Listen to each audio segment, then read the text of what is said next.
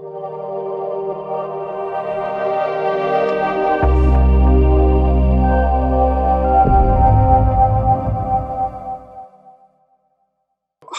and good evening.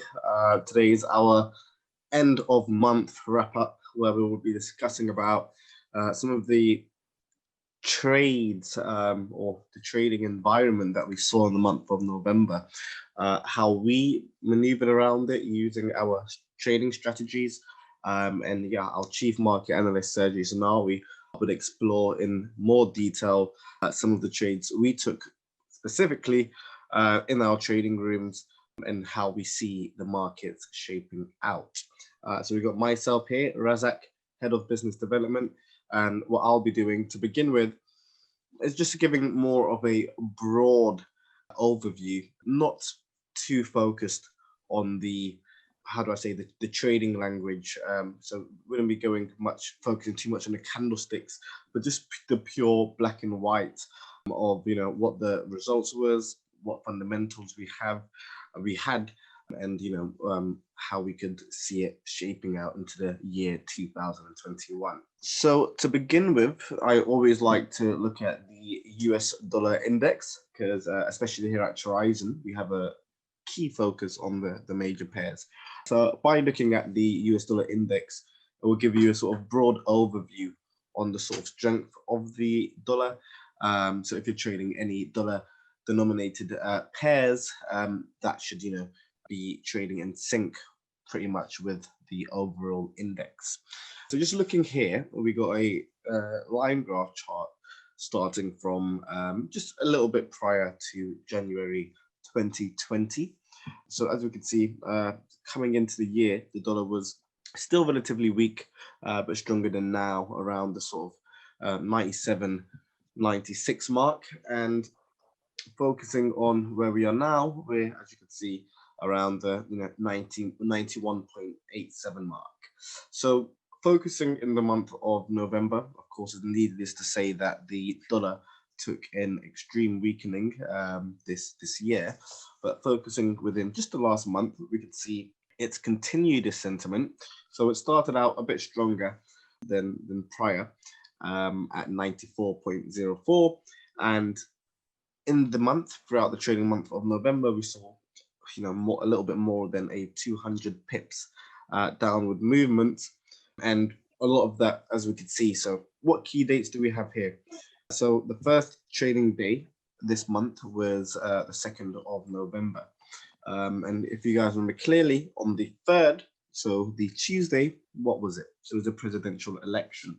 So this was a very sort of key time for the dollar, because of course we had our predetermined notions that, of course, if Biden would win, that would be more quantitative easing, more stimulus, which would then drive down the value of the dollar, but be good for overall stocks because there's more money available at a cheaper level of interest. So it moved exactly in accordance with what happened. We saw a sort of massive downwards drop, and that of course was good for the overall stock market. So if we just move over and we look at some of the US indices, sort of just focusing first on the S&P, so we could see, so starting off at November around the 3,200 mark, it's moved just a little bit north of 400 points, and that's how it ended the month. And that wasn't the biggest gainer. So we could see same story with the Nasdaq. We saw it started the month around the 10,000, a little bit shy of 11,000 level, and we've seen a 1,200 point increase just within the trading month of December. Again, there's a lot of fundamentals at hand here. One, of course, as I mentioned, Biden winning, that being sort of good for the stock market generally, but also the news on the vaccines. So that also was a boost to the US economy, but also the FTSE.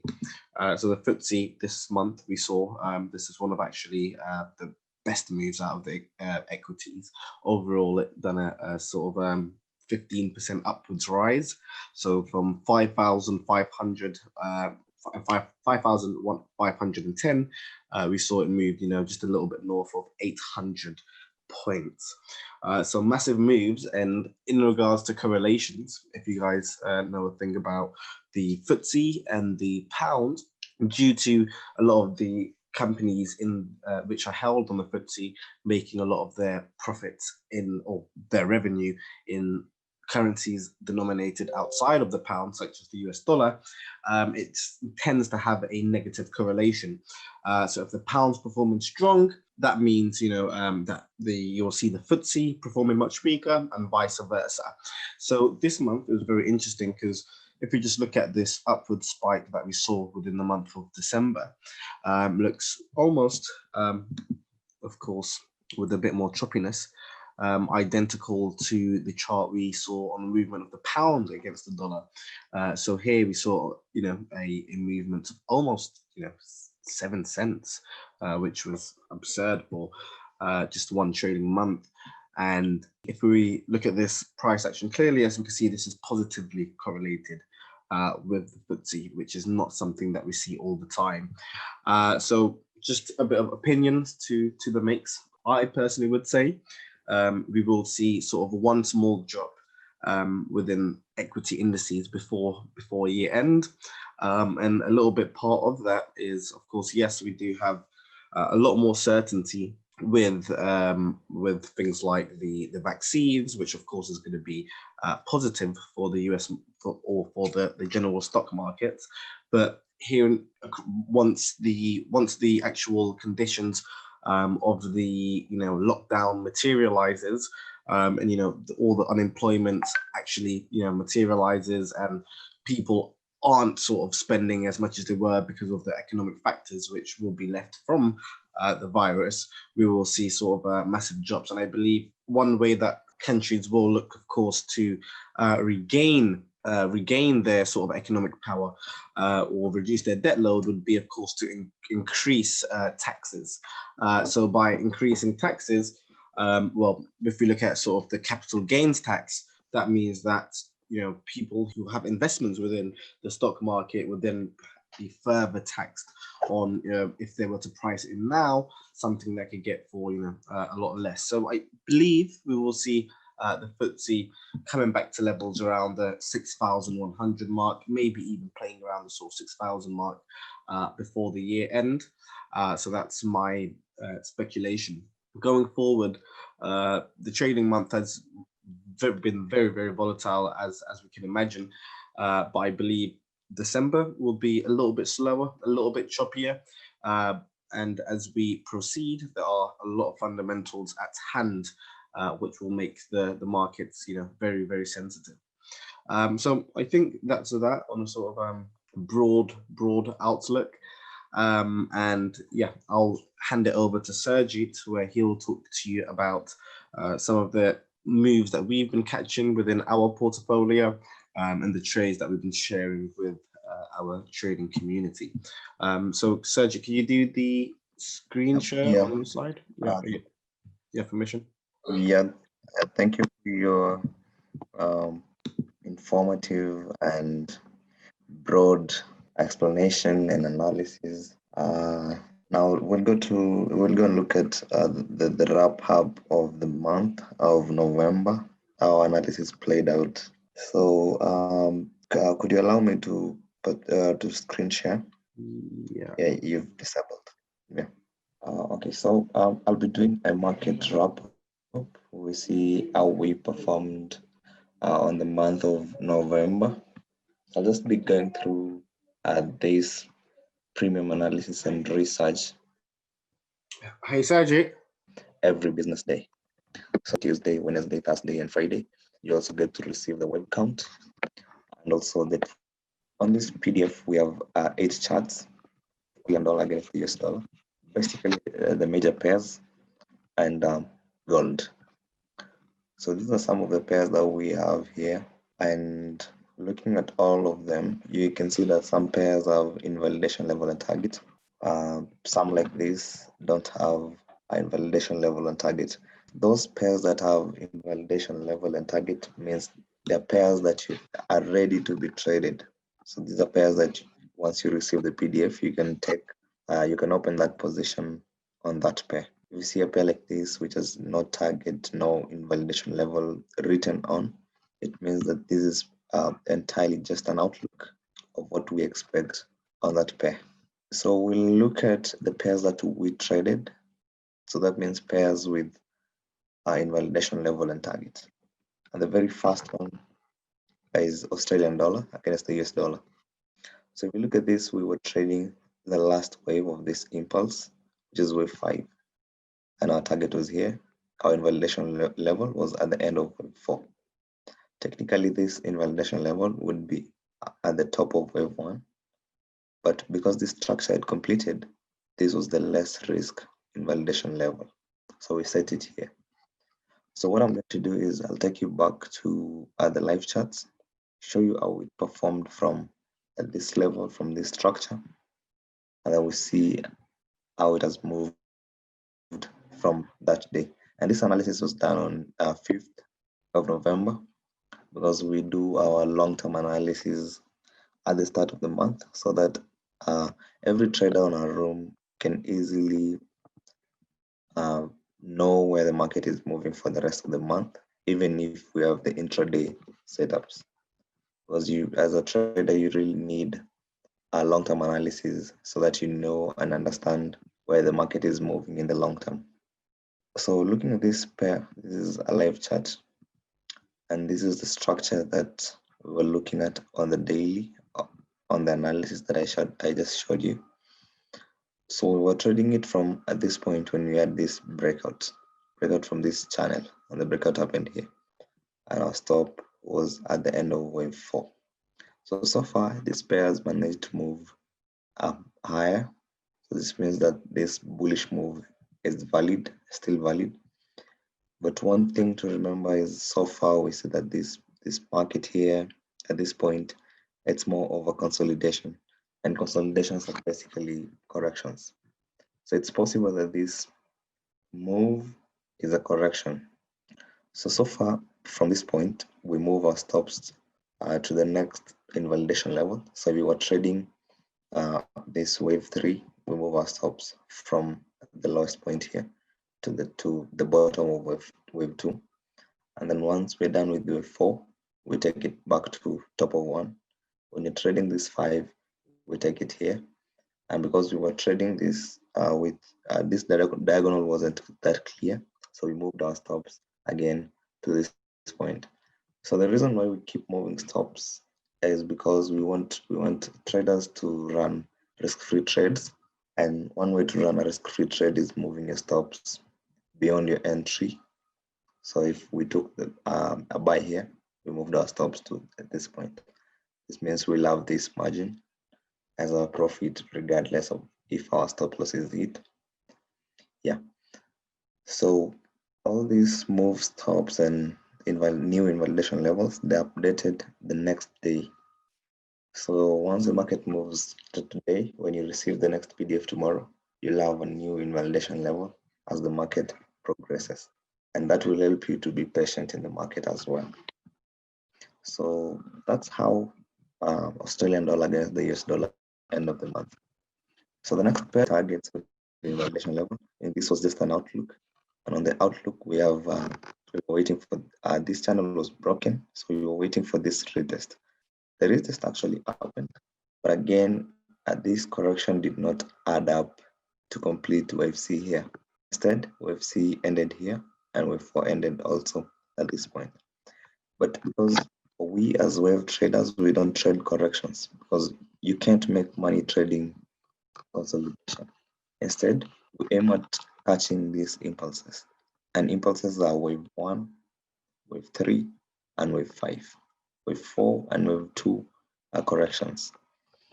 So our target on this was after wave 4, we would trade this wave 5.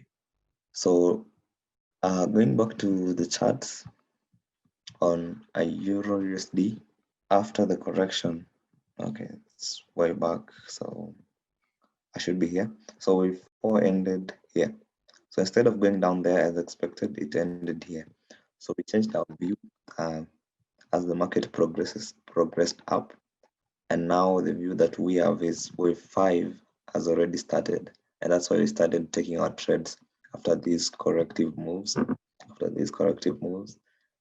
And because this is live analysis, and this is basically today's PDF contained all this. So today we moved our stops from this point to this point, and you can see move stops here. So we're expecting it to hit at least 1.22 as our target for this wave 3 for this degree. So you can choose to hold your trade all the way to the target that we have on the weekly, because this the whole thing we're trading our wave C on the weekly time frame. So it's important for a trader to always update the charts. As the market progresses, things change, structures change. So it's wise to update. So that's what happened on Euro USD. We go to the Pound USD. So the same view. You were expecting a retest and then a move down to complete B and then a push up to complete C. So we will be targeting here if we get an entry for the bearish direction, which we didn't get. So we didn't get entry to short wave C to complete B. So what we did is because we update our charts daily, we see the changes and then we focus on what other possibilities there. So at that time, when we were making that decision, the market was around here. Date 5 was around here. So we didn't get a bearish flag here. Instead, we had a breakout from this channel, and this channel is the bullish structure. So it was broken above with a retest. And so instead of looking for the bearish flag, we saw that this correction would extend. And now we see that instead of the bearish move, we had a bullish move up. So we updated accordingly from that day, and now we're headed to finish a diagonal. So then, and clearly, this is an so as an update for today, we had this wave 4 here playing out, and so we targeted touching this trend line. Then we'll be trading this move down because it will be the next impulse after the diagonal. And an ending diagonal only appears in wave C or wave 5, and it's impulsive in nature. So the next pair, New Zealand dollar against the US dollar, and this pair is positively correlated to Australian dollar against the US dollar. So when this moves up, also the AUD USD is moving up. So it won't be wise to have a short position on this as a DUSD, a buy position on our DUSD. One will lose, most likely. So if you look at what happened to this pair, so this pair has continued to go higher, and this was the structure that we saw on that daily time frame. So after this structure, which was a wave 2, we were targeting to catch wave 3, because wave 3 is an impulse, and you can see from the end of wave 2 all the way to this point, the market has gained. Let's say if we took the trade after that correction. So so far that's approximately around 413 pips so far. And from this point, we've been moving stops to appropriate places, appropriate price points. And the most recent one was moving stops to this level today. So that's how we do it. We update our stops. So we keep moving with the market, and that's how you swing trades better. So let's go to the next one. The next one was US dollar against the Canadian dollar. So this, we have the invalidation and target, meaning this was already stayed up, just like the previous one. So if we go back to the chart, we were trading, it's important to note that we were trading wave 5, and we only trade wave 5, wave 3. And we would trade wave 1, but when it starts, you're not sure if it's still a correction or if we're continuing in the same direction. So it's the safe one is wave 3 and wave 5. So in this case, we were trading wave 5. So going to USD card. Yeah, so this is the structure that completed wave 4 here. And so we took our trade after the breakout with our stops on top of B. And so far, yeah, we had profits here, but the market pulled back, and then now it's playing, it's moving at around 1.29. And if you look at this current move, you can see that this move here was a clear move. So it's an impulse. And this move here is more of a consolidation.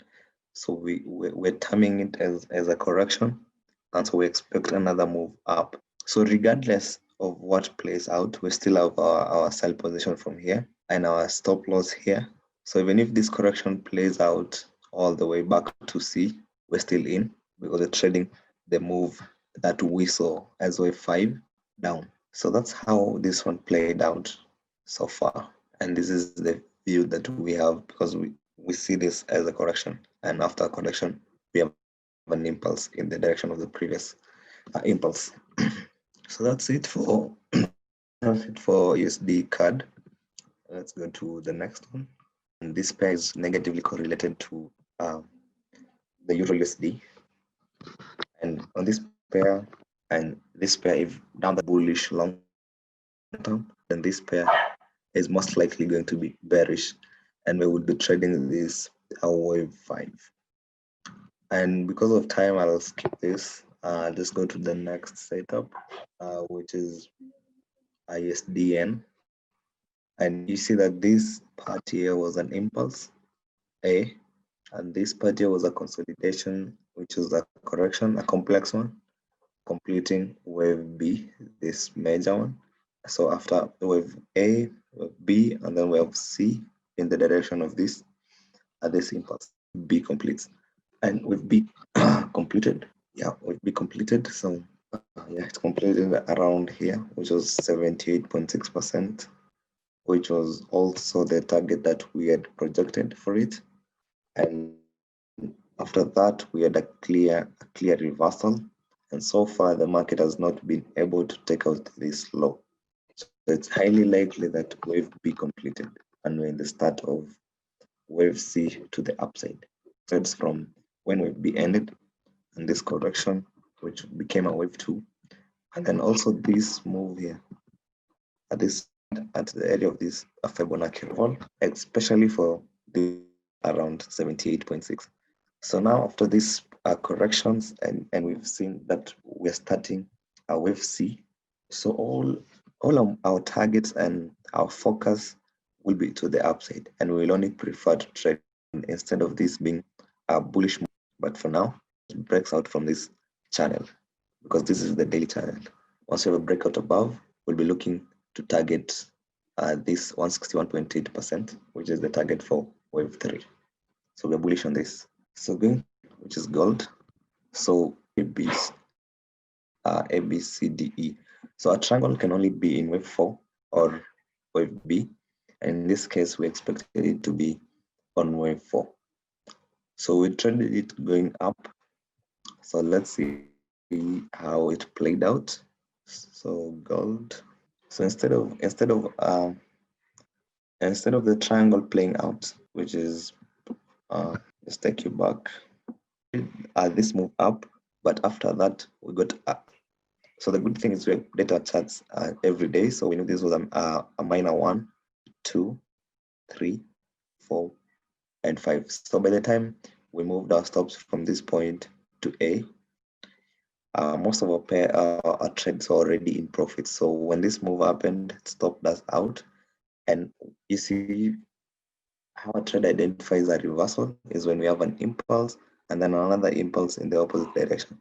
So when this move happens, you know that clearly you're not going up. You change your view now to the current view, or what you see now that your setup has been invalidated.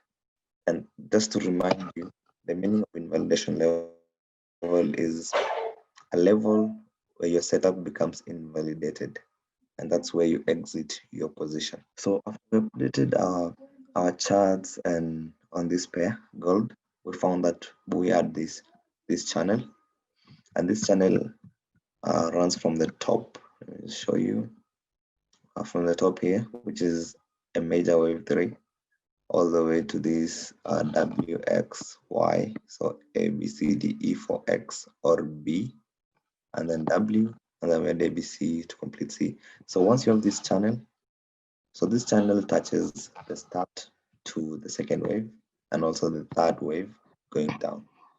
So once price touched this channel, you can see that it respected, and instead of breaking it going down, we had a reversal. So you can actually, if you're aggressive enough, you can start taking a trade from this channel, but it's not that advisable. So now that we remember that this is wave 4, what do we expect? We now expect a wave 5 up. So for this trade, to take this trade, we have to wait for a bullish flag here, and a flag is a consolidation like this or this. So if you have a bullish flag here, so let me just show you an example of a bullish flag. Let me just pick this. So this is a bearish one. So this is a bearish flag here. If we could turn this, yeah. So if we have something like this, a move, we have a consolidation like this or a pullback, which will be a bullish flag with breaks above, that's when you take this trade going up. Now we will be bullish in gold long term. So clearly we already took the position we have in validation level, and we've left the target open, as we will be trailing our stops as we're moving up.